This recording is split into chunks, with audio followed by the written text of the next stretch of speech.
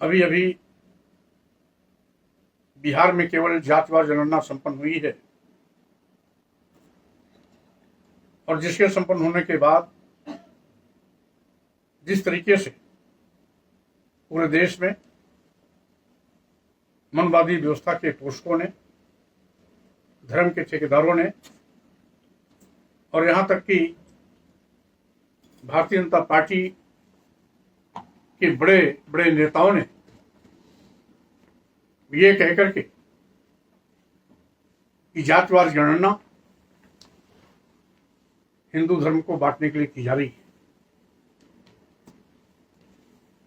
यहां तक कि कुछ लोगों ने बिहार की जातिवार गणना को सनातन पर चोट करने की बात भी कही है। और यहां तक कि देश के प्रधानमंत्री माननीय नरेंद्र मोदी जी ने तो यहां तक कह दिया कि हम केवल गरीबों के परदर हैं, यानी वो इसको मानते हैं कि इस देश का आदिवासी, दलित और पिछड़ा गरीब नहीं है, इसलिए आम गरीबों के साथ शामिल कर इस देश के आदिवासियों, दलितों और पिछड़ों के सम्मान, स्वाभिमान एवं अधिकार को नकारने की एक सोची समझी साजिश है। आज पूरे देश में आदिवासी, दलित, पिछड़े और अल्पसंख्यक को जोड़ लिया जाए तो इनकी आबादी 90% है। मैं पूछना चाहता हूं धर्म के ठेकेदारों से, यथास्थितिवादी ताकतों से, तो माननीय प्रधानमंत्री नरेंद्र मोदी जी से, क्या 90% आबादी वाले आदिवासी, दलित, पिछड़े और अल्पसंख्यक गरीब नहीं है? अगर गरीब हैं तो इसको स्वीकार क्यों नहीं किया जाता है? जब वोट की राजनीति होती है तो आदिवासी, दलित, पिछड़े सब हिंदू हो जाते हैं, लेकिन जब इन्हीं आदिवासियों, दलितों, पिछड़ों के वोट के बलबूते पर भाजपा सत्ता में आती है तो यही आदिवासी, दलित, पिछड़े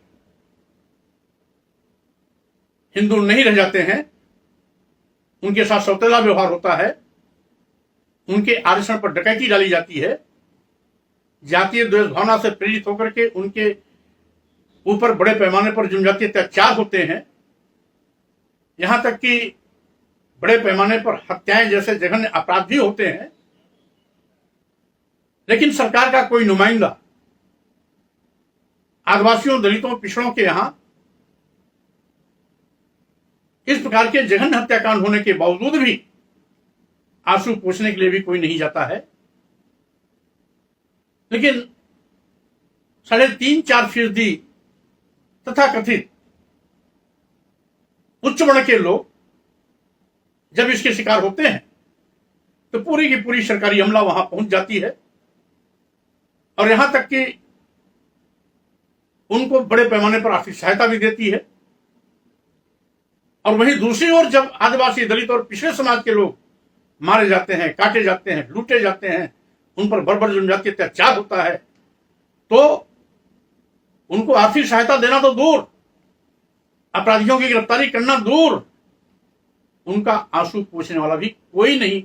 जाता है। यह है भाजपा सरकार। मैं कहना चाहता हूं, आज जब से भाजपा सत्ता में आई है या जिन जिन भी प्रदेशों में भाजपा की सरकार है, और केंद्र में तो पहले से ही भाजपा की सरकार है, यानी डबल इंजन की भाजपा सरकार जहां पर भी है, भारतीय संविधान प्रदत्त आरक्षण का गला घोटा जा रहा है। कहीं पर आदिवासियों के आरक्षण पर डकैती डाली जा रही है तो कहीं पर दलितों का आरक्षण डकारा जा रहा है, तो कहीं पिछड़ों के आरक्षण पर तलवार चलाई जा रही है। एक एक करके सभी के संवैधानिक अधिकारों का कत्लेआम हो रहा है। आज ये बड़ी दुख की बात है कि जो कल तक नारा देते रहे हैं, सबका साथ, सबका विकास, सबका विश्वास, आज वो इस देश के आदिवासियों, दलितों, पिछड़ों के विश्वास का गला घोट रहे हैं, आरक्षण खत्म कर रहे हैं, संवैधानिक अधिकारों की हत्या कर रहे हैं और साथ ही साथ उनको बेवश, लाचार बनाकर फिर से हजारों साल पीछे ले जाना चाहते हैं। शायद ये नहीं जानते कि तथाकथित यही धर्म के ठेकेदार मनुवादी व्यवस्था के सोच वाले लोग इस देश के आदिवासियों, दलितों, पिछड़ों को हजारों साल तक धन, धरती, शिक्षा, सम्मान से वंचित किया। ये तो अंग्रेजी हुकूमत आई, समाज सुधारकों ने इस पर एक लंबा संघर्ष किया। सामाजिक परिवर्तन के महानायक ज्योतिबा फुले जी, सावित्रीबाई फुले जी, आरक्षण के जनक छत्रपति साहू जी महाराज, भारतीय संविधान निर्माता परम पूज्य बाबा साहब डॉक्टर अम्बेडकर, पेरियार रामास्वामी नायकर, नारायण गुरु, संत गाडगे, संत घासीराम, और उत्तर भारत में महामना रामस्वरूप वर्मा जी, पेरियार लालजी सिंह यादव जी, महाराज सिंह भारती और बिहार के लेनिन कहे जाने वाले श्री जगदेव प्रसाद कुशवाहा जी ने एक लंबी लड़ाई लड़ी।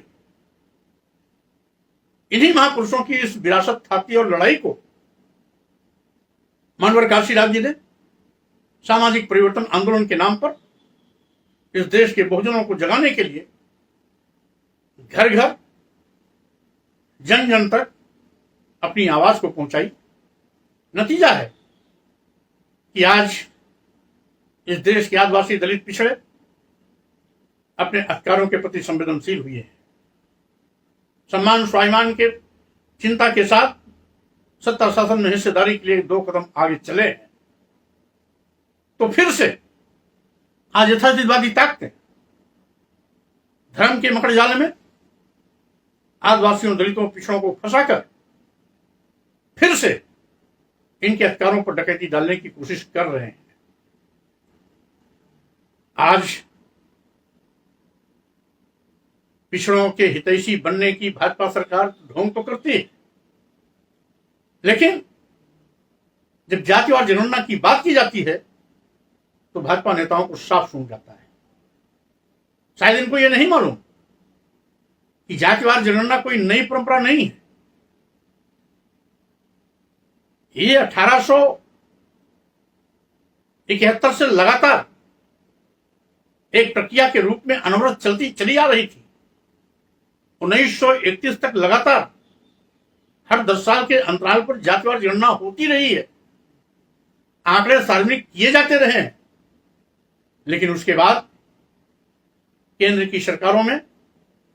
कहीं न कहीं उनकी नीयत में खोट आया, पिछड़ों की जातिवार जनगणना बंद कर दी गई। एक लंबे अरसे बाद 2011 में जातिवार जनगणना कराई भी गई, लेकिन जब उसे प्रकाशित होना था तब तक भाजपा सरकार का पदार्पण हुआ। नतीजा हुआ कि वह उस जातिवार जनगणना को रद्दी की टोकरी में डाल दिया। 2021 में फिर से जाति जनगणना होनी चाहिए थी, लेकिन भाजपा सरकार ने जातिवार जनगणना कराना उचित नहीं समझा। आज प्रदेश सरकारें अपने अपने तौर तरीके से जब जातिवार जनगणना के लिए कदम आगे बढ़ाई है,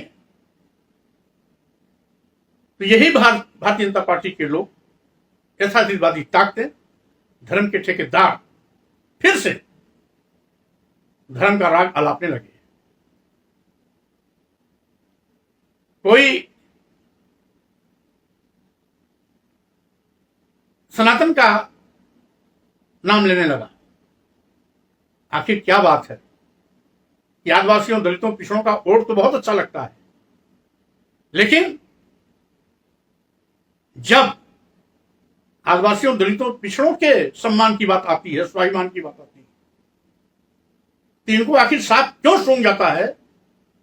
ये अत्यंत सोचने का विषय है। इसीलिए आज हम अपने समस्त देश के